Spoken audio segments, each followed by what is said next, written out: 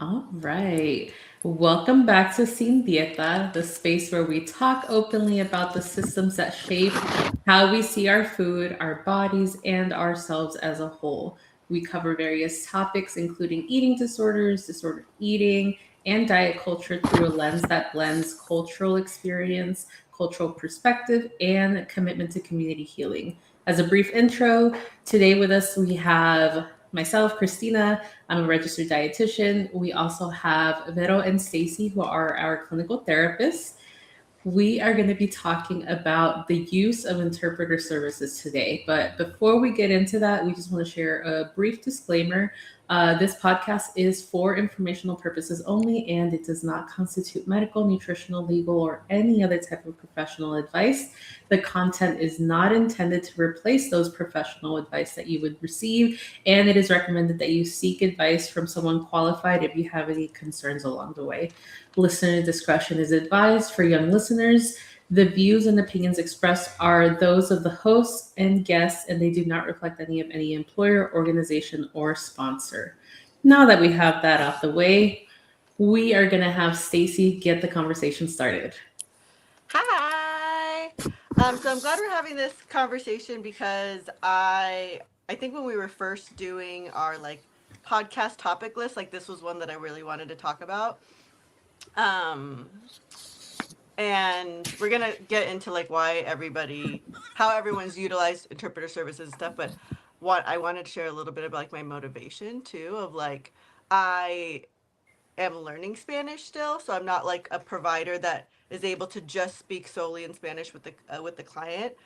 But because basically what fueled me to get to the point where I'm actually studying, I'm have a tutor twice a week, I go on immersion programs, was because I had such a bad experience with an interpreter service that I was I never want to feel this way as a clinician where I can't communicate well, but really was for the client that this is some it was a family member, an older family member of a client that I had who was coming in to help.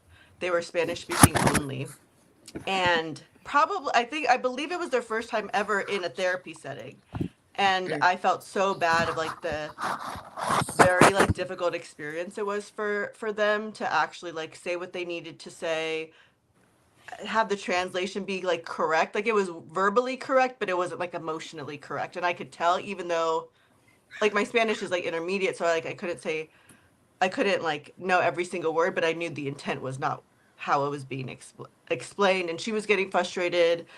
I was getting frustrated because I couldn't really communicate to her how I wanted to, and I feel like that really was oh yeah, I never want this to happen to me again, let alone a client. And I think when we're, obviously our focus is on the Latina community, and I'm oh man, it was so difficult for her to even get here, and this was the experience. So Mm-hmm. feeling very passionate about this conversation about positives of interpreter services, and also where there's room to grow of how it's utilized in private practice, in group practices, in organizations, and really just maybe validating some experiences for some people, but also hopefully motivating some people who are listening to advocate for themselves better, or to be able, or if you're working in these systems, being able to advocate for yourself and clients as well. So I did want to share that. I forgot to put in the notes, but today right now we'll be sharing our experiences. I obviously already shared that I had a negative experience, but I also had a positive experience. So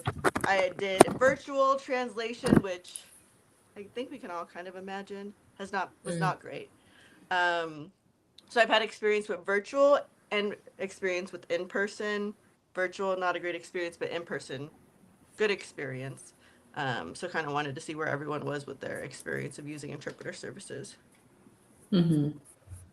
I would say my experience is very limited. Like at most, it's been through like a virtual interpreting service that's provided through previous jobs and stuff. But most of the time, it's been a lot of like me playing both roles, being the provider and the interpreter, and having to like in real time, like go back and forth and have that like little ping pong match in my head of like, what do I need to do clinically? What do I need to accomplish? And how am I expressing this so that they understand?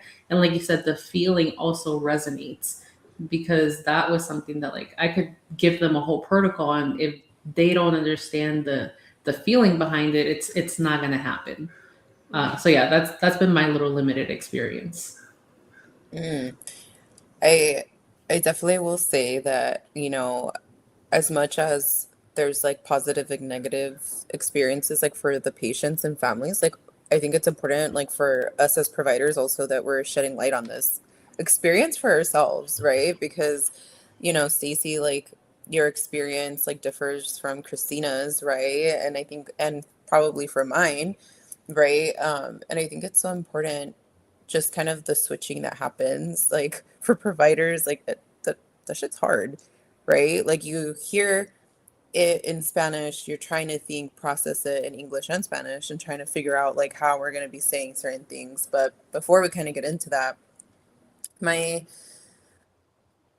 mine have been both positive and negative. I've had experience with it in person. I was doing like end of life care in the hospital, and hello, you would think like an in-person hospital, like we would have like a physical interpreter, but it was what we called like the blue phone, which I mean, I don't know, like blue phone, like that's kind of a creepy like name to give it, but that's what it was. You like picked it up, like selected the language you needed, whether it was Spanish, Chinese, like any other language, and then this voice pops up and it's like a person, right? And you kind of have to give them like the rundown of what you're going to be having a very like important conversation with this family. So I was doing like end of life care, so it's like not a lot of emotion put into that, right?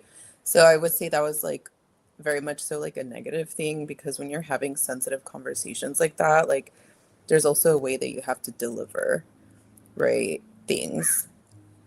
Honestly, I don't think I've really had positive experiences with interpreter services, so I will kind of leave it at that for now.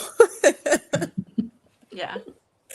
And what we're talking about too, of like what you're talking about, like end of life care, and you would think that, especially for something like that vulnerable, that you would have an in person translator to be able to come in such a sensitive zone, but actually having Yeah. to either speak on the phone, or I think you said before, like to an iPad, Yes. right? Yeah. Yeah. And how I think sometimes Literally. like demoralizing that can be, especially like, I don't know, for the family and for the client, right? Where you're like, it's such a sensitive thing and you're having to like Mm. touch buttons.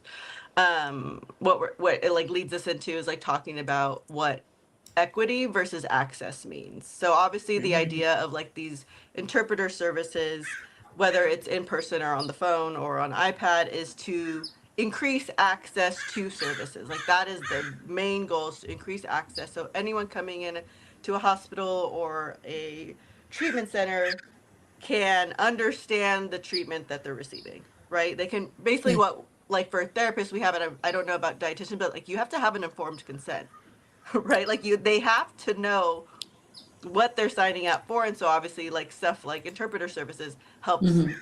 that happen.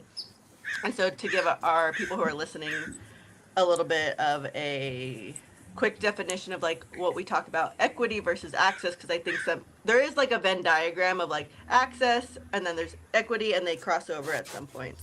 And so access is whether or not someone can get something. So like a service or a resource, it's just availability, right? But availability doesn't always equal equity. So equity is about whether that accessible item actually meets their needs. And so we're Hmm. Mm. talking about counting for barriers, people's backgrounds. This even comes with like, um, I know it's not about language, but like I think of like clients who have like autism, right? Like just because they have a therapist doesn't mean it's equitable if that service isn't actually meeting their needs. So if Hmm. I have Yes. if I've never seen a client with autism and I have a client with autism and I don't know what to do just because I'm a therapist, yes, that's access, but it's not equity because I'm not actually meeting their needs. Mm. So when we're talking about access versus equity, the conversation, we, obviously we all talked about this yesterday to try to prep for this, but like we're really trying to focus on equity when it comes to improving or talking about improving interpreter services. We don't just want access, because I always think of like access is just like, well, you got crumbs, you should be happy. It's like, no, I want the whole loaf. Like, I want the whole piece of bread because I deserve it or my clients deserve it. We don't just want crumbs. Like, just because you gave us something doesn't mean it's sufficient. And so, what we talked about yesterday was like, so I was talking about my experience of like, I've had a negative experience and a positive experience. And one of the things I think that separated the two the most, besides just being like annoyingly on the phone, was really, I think, the preferred method, or maybe like the gold standard of interpreter services, at the bare minimum should be the same interpreter that follows your client throughout, just similar to as a therapist, right? So like, I'm not going to switch the person. And what we were talking about as well was when I had an in-person translator when I worked at an in-person facility, it was so nice because it was the same translator for the whole time.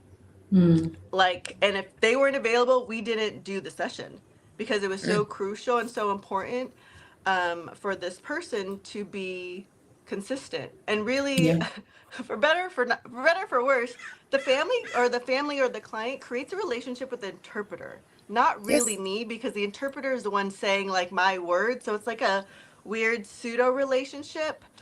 But to me, it doesn't matter. Are they getting help, or like if they're bonding with the interpreter, cool. But like, I would much rather that, especially when we're talking about like barriers to treatment and access, right, for Latino populations. But I also think this shows up in like Black populations and Asian populations, where it's like historically we don't see mental health as an issue, really, or like really understand it, let alone feel like less shame or no shame about going, right? There is I'm trying to say the inverse, but like there's shame about going or like spilling your secrets, your family secrets, or talking negatively about your family. And so when you had the same person, because I did several different languages, which was also very cool. I did like Japanese, we did a couple of Spanish, and then we did something else. I can't remember, but there was like 3 different ones. Oh my God, what was it? I can't remember. Anyways, it's cool to obviously have different than Spanish. Yes. And so how important it was, like, especially when you bring older family members and like they were bringing in support people, how important it was to see the literal same person each time. So I'll kind of stop there and like let people jump into that. I think that, goes back to kind of like one of the points that we have here, right? Like creating those relationships with their team members, right? At that point, especially like based off of your experience, like how important it is, and just kind of bouncing off what you said, Stacey, like to have the same provider.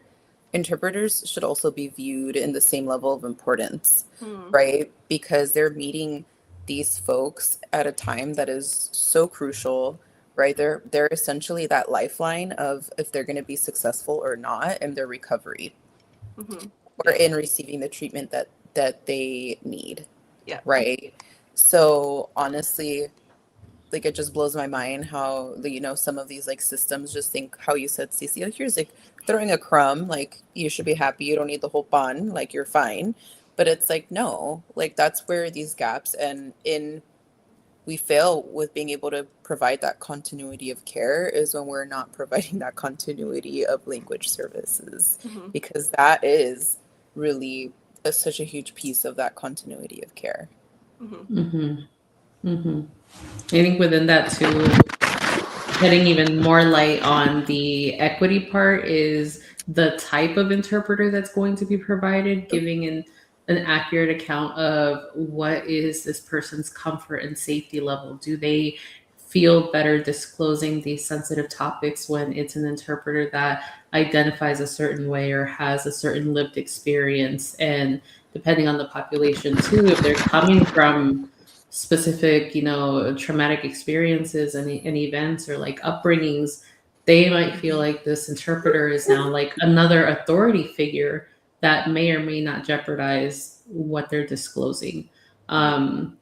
So that can also be something I don't think is very often questioned. I think a lot of times like, oh, you got an interpreter, like good enough. You just make the language work and do what you do. But there's another point here about like getting the interpreter up to speed. This is what we're doing. This is where we left off, especially when it's a new person every single time. Oh, This is where the conversation is picking back up. You're like having a session within a session. Mm-hmm. yes. And then oftentimes, right, you only have a certain amount of time.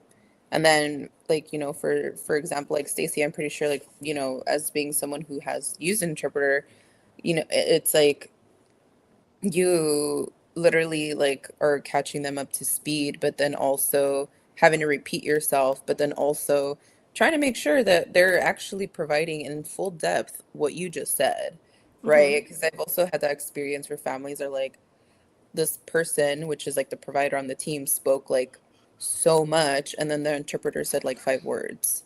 Mm-hmm. Like, okay, excuse me. Like, what Yeah, do you mean? that's what would happen where I would, because I knew enough Spanish to know what she was saying, Yes. right? I Yes. couldn't like respond, but I like knew enough. And then he'd be like, oh my God, he'd be like, oh, well, he just didn't want to eat. I was like, bro, that's not like, yes, that's what she said, but that's not what she said. Where's the Exactly. context? Right. Why? Why? Why? Yeah. Yeah, and I Hmm. think Oh. having to, yeah, well, yeah, I think that was hard, just like not trusting the translator at that point. But I think um I'm going back to like the updating part of like how much Hmm. extra work, especially if you're not like well, I guess for anybody if they're working in private practice or not, like you're adding time to before the session, right? Because you Hmm. want to do good by your client and like kind of give the interpreter like the gist of what's going on. But also too, it's like, and then yeah, you are taking like I remember it was also painstakingly slow on virtual versus like when I was in person, they would kind of like, it was almost like live translations. Like they were kind of like whispering in their ear as I was talking. Mm. So they were kind of quick, like hearing what I was saying. And then, Yes. then they would talk and then they would kind of do the same to me. But it was so fast and so, like I might have just also, I had this last interpreter, the in-person interpreter for like 3 different clients. So I also was comfortable with her. Like it was also just it was a great, I love like that. I think that is the ideal, when I think of like interpreter service, that is the ideal setup. But I think Mm-hmm. yeah, when it was virtual, it was so slow, and it was like, okay, hold on, and that's like 20 minutes out of a session when we only have, or I'm only allotted 50 minutes, Mm-hmm. and the people who are paying me are not taking into account like that's a really like a, if it's a 50-minute session, that's really an hour and a half of work minimum, right? To do the Hmm. notes, to do the update the interpreter, and it needs to be a longer session. But insurance is, I don't know if insurance has a code for that or if they pay for that, or if even the people who are running orgs really take into account like that takes extra time and effort away, unfortunately away from the session, so they should be allotted more time. Mm-hmm. Girl, if they did, they wouldn't assign so many patients to us like that. I'm just saying. I mean, they got us trending them out like a factory. Right. Well, 5 And this minutes is in where we between for call, your note. right, and this is what we talk about equity of like, is that equitable when this client is now only receiving 30 minutes of true like session talk, let's say, when 20 Mm, minutes of it is just having to pause and wait for the translation to happen. And I Mm-hmm. think this is what happens when people who own organizations or are bound to insurance rules don't like, just don't, it's not equitable, right? They don't even think about these things because they've never had to experience these things, let alone I think mhm, when you see people who are up at the top who come from diverse backgrounds or marginalized backgrounds, they do it a lot better. Like they just do because they're aware and they're like in touch, I think, with more Mm-hmm. more of those sensitive parts. But yeah. I want Christina, I'll put you on the spot, but I want you to share, right, what you shared with us yesterday about like the fence and the boxes. Oh. Because that Mm-hmm. just like, I love that. And shout out to my therapist, girl. I know I see you next week, but when you shared that with me, that just like blew my mind.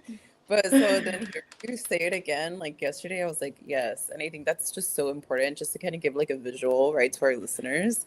So, Yeah, yeah. you.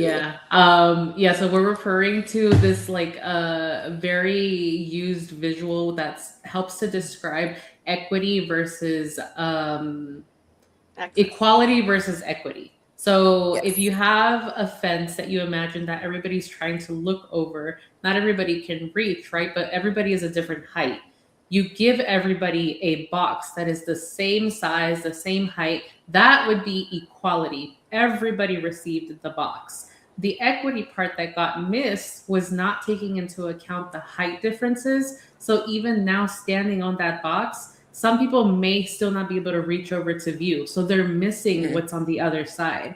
Where equity would then be everybody gets a box and everybody gets different heights so that everybody has access to the other side. Mm-hmm. Mm. And Yeah, everyone can reach the same line. exactly. Mhm.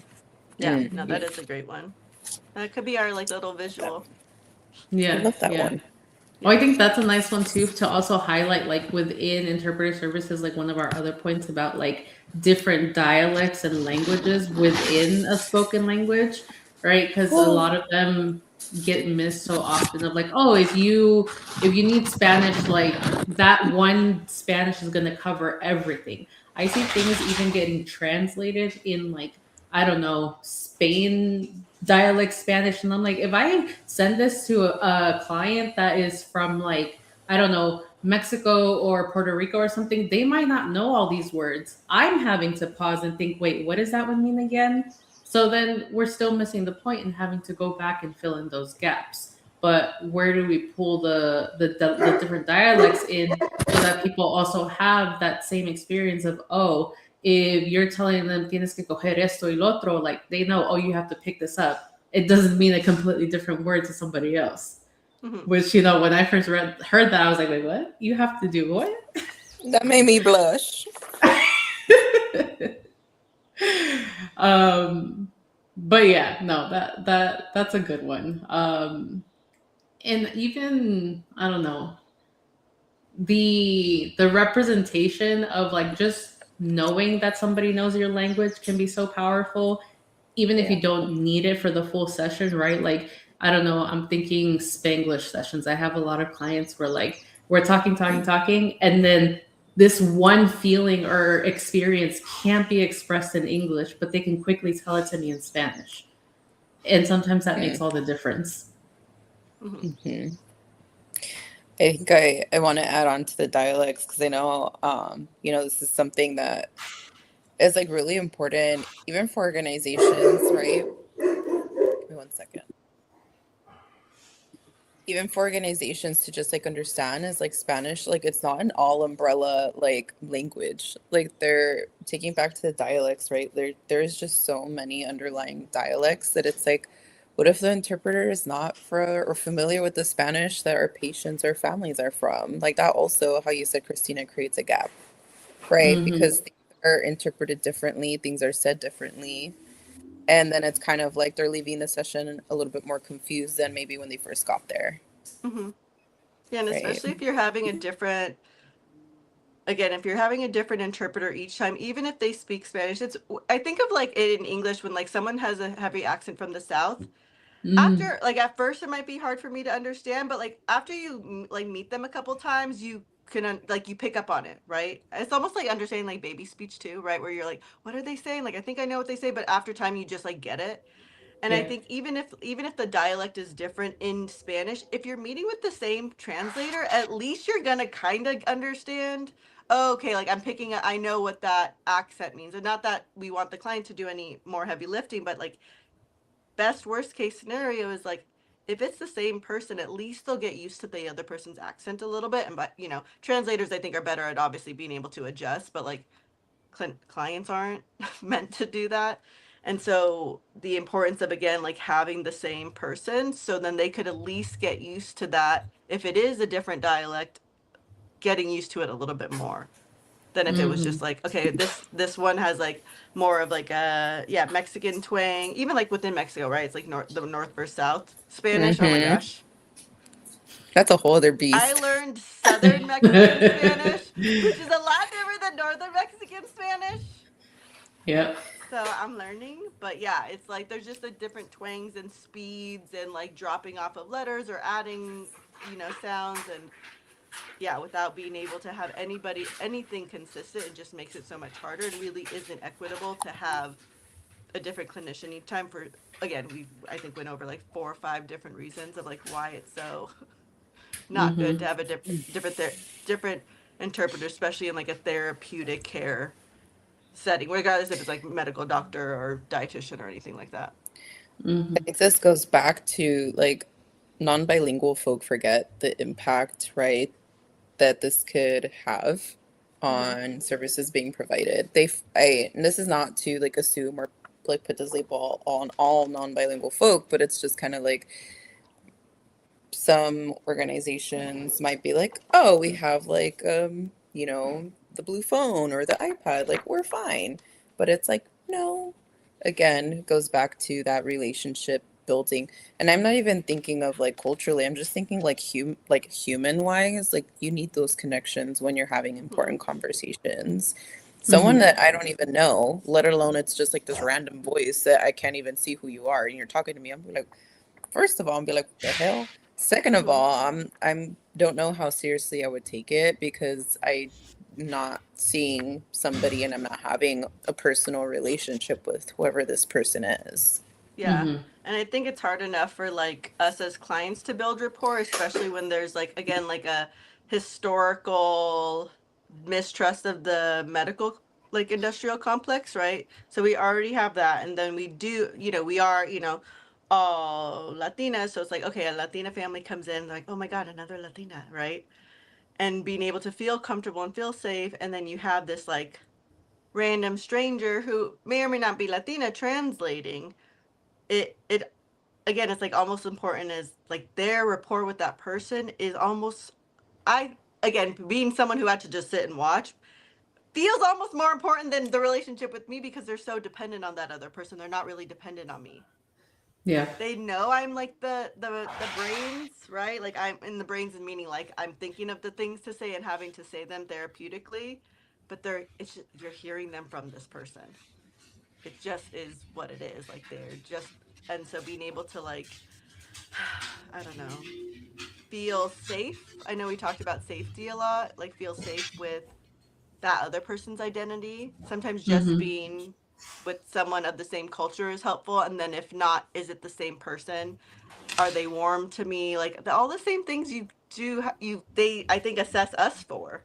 Are you, do we vibe? Are you like a warm individual? Are you a cold individual? Are you like like not bountiful, but like are you like quick to it, or do you kind of like lead me into it? Like they're looking for that, even though it's kind of you. So it's Mm-hmm. yeah. But I can say I think as a watching interpreters, I could say something really soft and warm and like sweet, and they might not translate it like that. Yeah. They might be like, oh yeah, she said you're doing a good job and that she thinks that this is room for improvement, where I'm like, oh my God, you did so good, and they can see me and watch me, but it's not the same. It's not the The same. landing's not the same. I know. I know, Oh my especially god. again when I'm not creating rapport with the interpreter, Yes. right? Or like, I don't know, we do treat our clients differently when we feel more bonded to them, Yeah. right? So it's like we're creating that bond. I've watched the interpreter create the bond and like be like tearful after and be like, oh my God, I'm so proud of them. It's like, yeah, like they're really Hmm. doing hard things. And especially if, like, I know we didn't necessarily put this, but um Veronica said something that made me think about it. uh I'm looking through the notes real quick. Yeah, you hear what I say? uh the idea that I'm thinking of, I can't remember where it came from, but I know it's something you said triggered it. Was like what we're actually talking about the room. Oh, identity of like who the person is, of like, Mm. especially when we're talking, especially in eating disorders, there's so much overlap of like sexual abuse trauma, right? Yes. And if you have it, it's crazy to me. Like I didn't have, luckily I did not have that experience with the client when they were talking about that, but like I could not imagine me as the client talking about sexual trauma and having a translator that I do not know, Ooh, who also is a male or identifies as male, ooh. come in Mm. and be the translator that day. Like I know we can request sometimes like their identities, um, But what if that's not always available? But what Because if that's Yeah. not always available, right? And like that's who we have.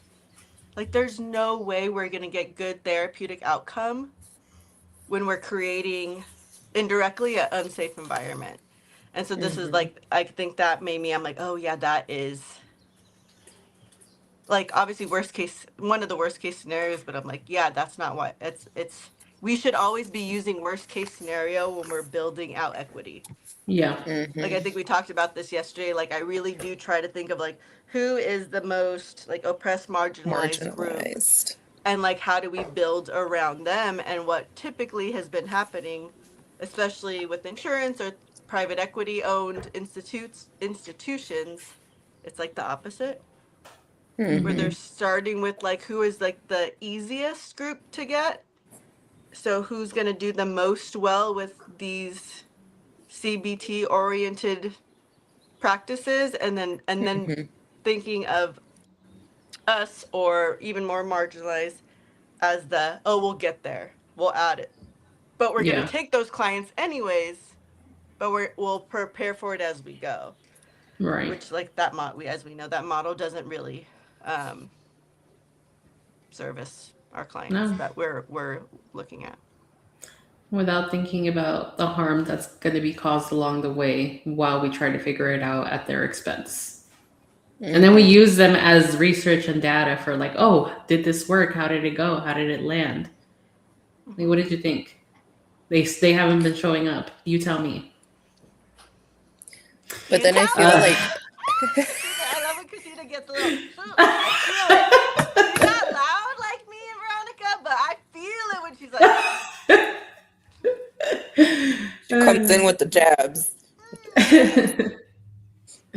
But then I just wonder, right? Like, and it's sad, right? To think that, these people, and not like, and these people, I mean, like organizations, right? They use our people, our communities, other marginalized communities. For that, we're good for like data, right?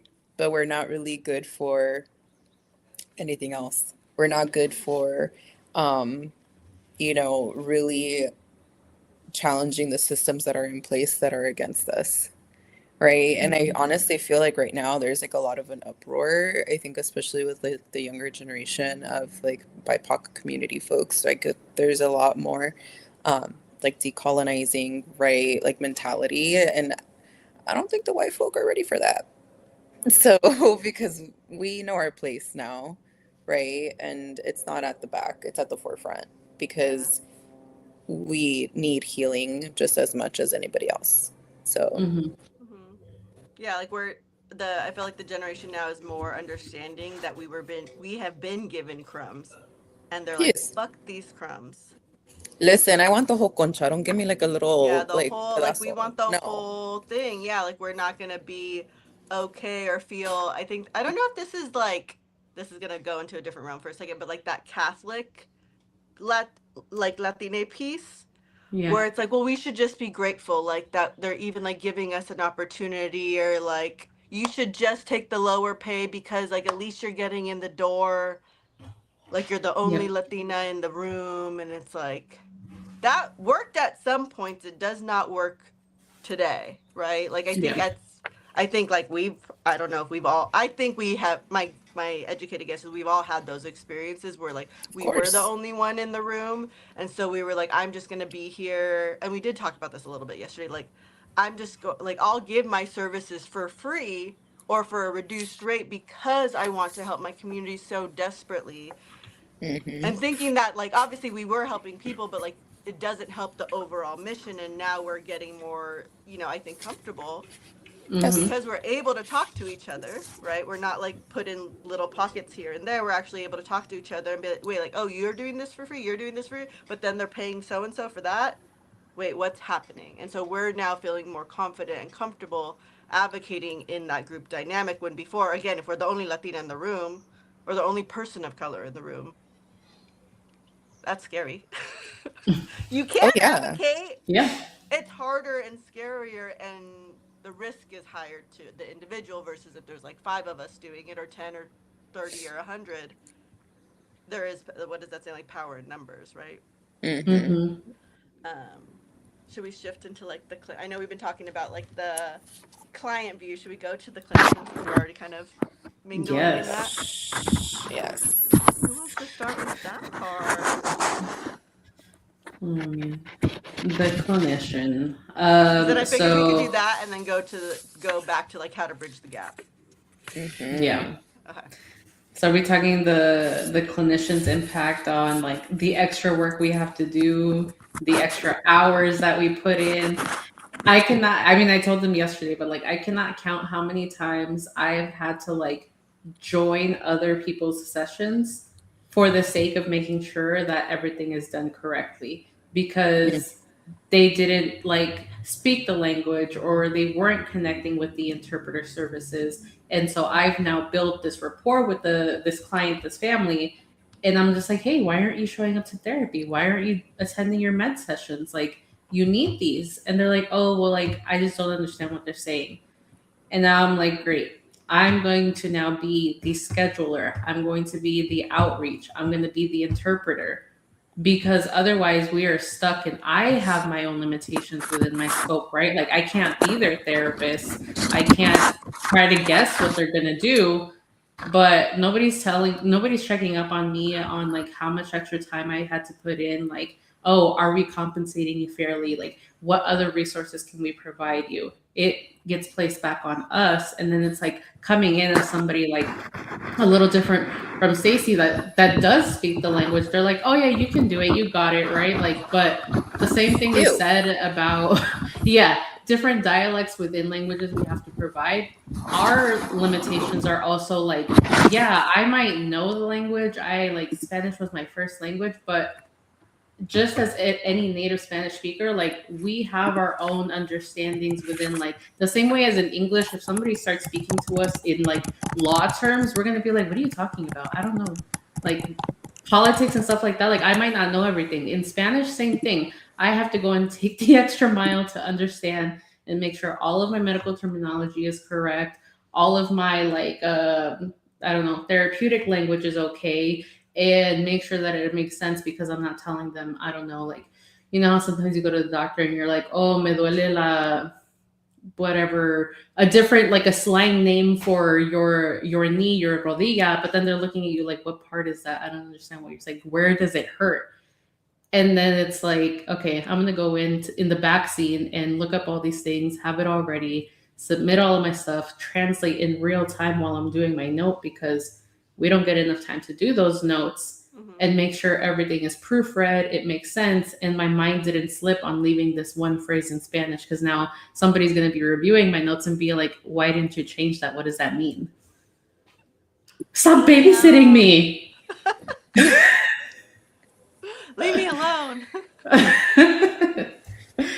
I'm helping you. What are you doing for me? For real. Yeah. So that's my little soapbox. I love when you go on a soapbox. It's really my favorite. I don't know. Do you guys have other experiences or other things that are pitfalls?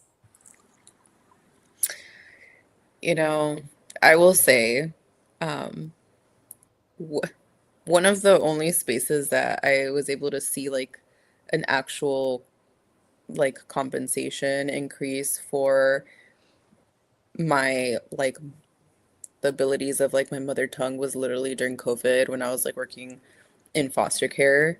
And for whatever reason, because there was like nobody wanting to go out or like nobody able to provide these services in Spanish, like there was like all these like things passed out here in LA that gave pay increase. But I'm just like, damn, it took like the whole world to literally stop Mm-hmm. for these things to be recognized and for us to get paid in a way that we should have gotten paid since the beginning. Mm-hmm. Right. Yeah. And I think of that even like now for yourself, Christina, how you're like sharing, right? It's like in reality, none of that is in probably, you know, in the scope of your practice or, you know, in your to-do list, like on a that it shouldn't be there. Like that's not Mm-hmm. on you. But that goes back to like culturally, right? I think of like we do these things for our patients because we go back to familismo, right? Like those ties of like we gotta make our people better, and that's why we do what we do, even if that means like being at the bottom of the totem pole when it comes to like um do we want to be there? No. Should we be there? Hell to the no, Mm-hmm. right? But there's a lot of fatigue also that comes with that switching with live um translation, right? And that often gets like that gets overlooked so much, and I don't think like people really understand how hard it is unless like you're in it, and it's mentally exhausting, Yeah. right? Mm-hmm. And having a So Spanish speaking client is different than yeah. like translating for somebody else, right? Like that's a different, Mm-hmm. because because if I'm talking in Spanish, I'm talking in Spanish and they're talking in Spanish. We might have some Mm-hmm. English, but you're really in English or sorry, Spanish mode versus when you're translating that like Mm-hmm. having to hear, translate, and then retranslate, especially when we also have learned all of our skills in English. Yep. Uh-huh. Yep. Which like Girl. again, I think now actually really learning language, like doing therapy, like it almost is almost easier for me because I'm able like I've learned the English. I'm trying to think how to say this, but like I could see that it would be harder for a native Spanish speaker because they've already developed their entire language around Mm-hmm. how they speak, but I'm learning clinically how to speak at the same time I'm learning Spanish. Does this make sense? Right? Opposed to Yeah. having already an identity and a vibe and everything in Spanish, right? Yeah. But like I obviously learned in English, but I really do translate in the language that I learned. Kind of like how when people learn to feel in Spanish, it's so much easier to emote in Spanish. I think it's Mm-hmm. it's so much more time consuming to translate, to be a translator versus just speaking in Spanish to your client or speaking whatever language it is. Yeah. Yeah. And I'm yeah, I also think that gets thinking of missed because like, people don't even think about it. yeah, Mm-hmm. I'm also thinking of like when like we have, and this is not to call out like these different like therapy platforms, right? But it's like when you have certain platforms that you have to do like intakes or things like that, like they're all in English. When you have Mm-hmm. somebody who speaks only Spanish, that's what, like when I my clinician brain goes like, okay, I'm looking at this intake document, like I have to translate it. Well, I'm looking at it in Spanish and then say the question back to this person in Spanish, Mm-hmm. take what they said and type it in English, right? Like Mm-hmm. And again, not my giving you brain, any extra time to do that, nor Yeah. no. compensating you appropriately to do that, nor providing sometimes documentation in the And I Yep. go, language for the and then client. like, And then obviously we have to translate in English just because that's how insurance works. I understand yeah, that. Yes. That I'm like, okay, I understand that I need to submit in English because that is the dominant language of the insurance companies. Yeah. and But yeah. then I could think like, how are we bridging this gap? Mm-hmm. Like where, like our companies actually, um, you know, being intentional with making sure that their bilingual providers do feel prepared with proper terminology, right? Trainings and things like that. Because Mm-hmm. let me tell you, like, there's far and few trainings that I've seen that are in Spanish for therapy, diagnostic criteria for Mm-hmm. their being able to like explain modalities like in Spanish. Like, where is all that? Like, if we're Right. so needed, like all Mm-hmm. providers for yourself, Christina, like as a dietitian, like are what are we doing to invest? Yeah. Mm-hmm. Yeah, I always find it interesting when like you'll see companies or even just like media, social media stuff where they're doing now like a real big push to like Latino, like the Latina population. But it's like, what are you doing besides the push? Like, are you more informed about like how things go? Like, are you providing more training to your staff of like, okay, we're gonna get more Latino or Latina clientele, but like what do we do once they're here, right? And so like are we, if we're doing this big push for this population but we're not providing, like you said, like trainings to our staff in the language because the language isn't a direct translation, Mm-hmm. Like, what are we doing then, right? Like, I think that's where like the gap is. Like, if we were providing like, I don't know, a Spanish speaking like terminology update CEU, which like whoever's listening to this, feel free to take this idea, monetize. But like stuff like that, where it's like I again, where they I'm not a native Spanish speaker, so I'm learning post, right? But I think the assumption with companies who hire specifically like Spanish language providers, like dual language, is the assumption is they're all native speakers, right? Not Yes. that they, like myself, I said this, have spent thousands of dollars to learn this. And so, A, you're not going to pay me, which is crazy to me. But also, B, it's like the assumption is that I'm constantly speaking Spanish, so I'm constantly staying up to date on new terminology, medical terminology, therapeutic terminology, or even just speaking, which is not necessarily the case. Like I think of my mom, she was a nurse, she's retired now, but spoke Spanish only at work. Like Mm. after my grandma passed, she did not speak Spanish outside of work, so her Spanish even now isn't as fluid because she's not speaking it all the time. So, Yeah. but there was not, I don't think necessarily opportunities for her to like get a CEU in Spanish to practice staying sharp on her skills, because I think the assumption is like, well, you learned it, you know it, you don't have to think about it. Right? When it's like, no, it actually takes a lot of effort, because the assumption is that if we're native, we're speaking to the house. That's not always true. And then the assumption is also that you just know it. I didn't just know it. So I have to practice in addition. And like, Mm-hmm. where's this, where are these extra dollars coming from? Or why aren't these extra dollars coming for all of the effort it takes? And like, I think of like the Latina pay gap a lot. And I think that's like a piece of that pie where it's like, we're providing, it's not so much that we're like even doing the exact same thing and getting paid less. I think we're actually doing so much more, and even if we're getting paid the same, therefore it's less. Does that make sense? Yeah. Mm-hmm. Yeah. And so yeah, I think like this is where that comes, where people will, like companies will take advantage of like the assumption that it's a native language, or the assumption that you just know it and you don't need more practice, or the assumption that it doesn't take as much brain power, when it Mm-hmm. actually takes, I think, a significant amount of more like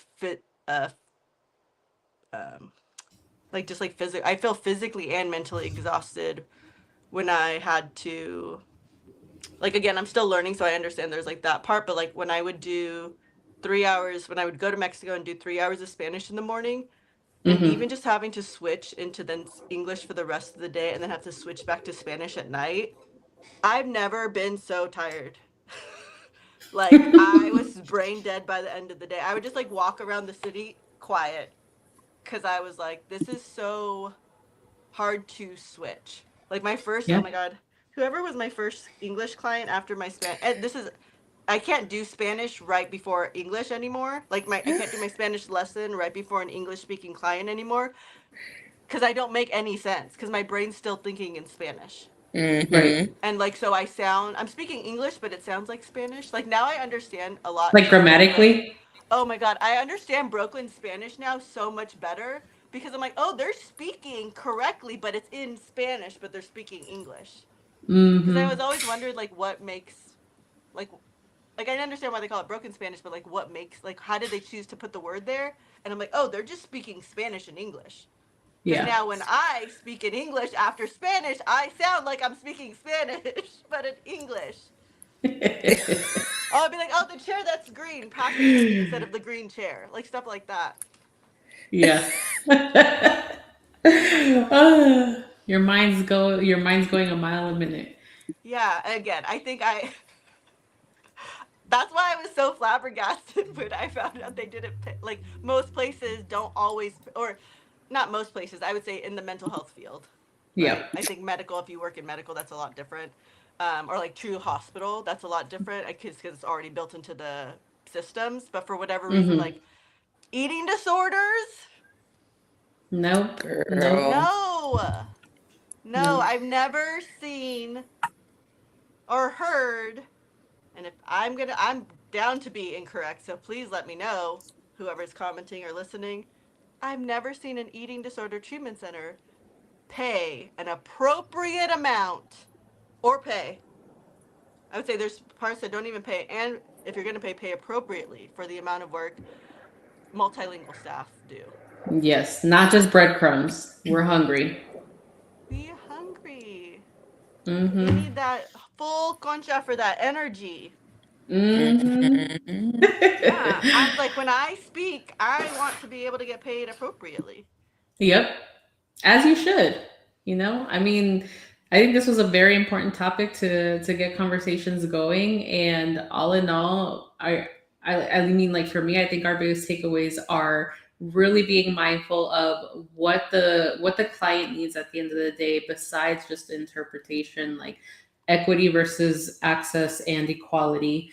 Making sure that above all, if you have your bilingual providers or providers that have like taken it upon them to learn this skill, like compensate them for it, invest in them, because why are you just reaping the benefit and continuing to take when, like Stacey said, this skill has to be maintained.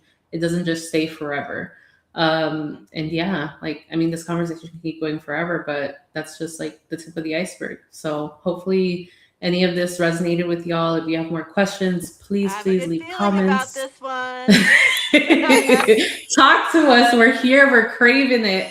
And of course, you know, if there are other resources that you want, other information you need, like our website is going to be the go-to location. We'll link it in the description below. That way you can find any resources. All of our previous podcast episodes live there. And if you want to get a little more relaxed and see what else we're up to in between episodes, our Instagram is a great place for that. You can find us at Sin Dieta Collective on there, on Spotify, on YouTube, all that good stuff. You can submit ideas, feedback through our website. It's all open. We're here for whatever y'all need. So thanks for being here. Stay safe, and we'll see you again soon. Bye.